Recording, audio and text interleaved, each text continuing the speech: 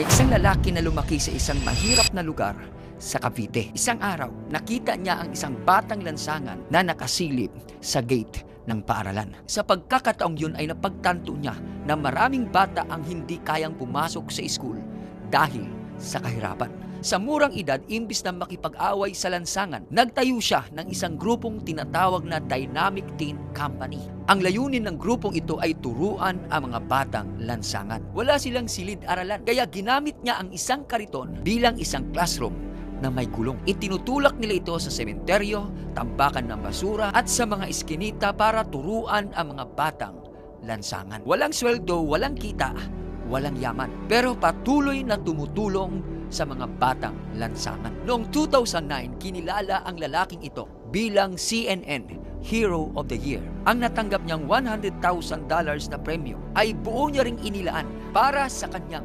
advokasya, hindi para sa sarili. Ang lalaking ito ay si Efren Peña Florida Jr., 2009 CNN Hero of the Year.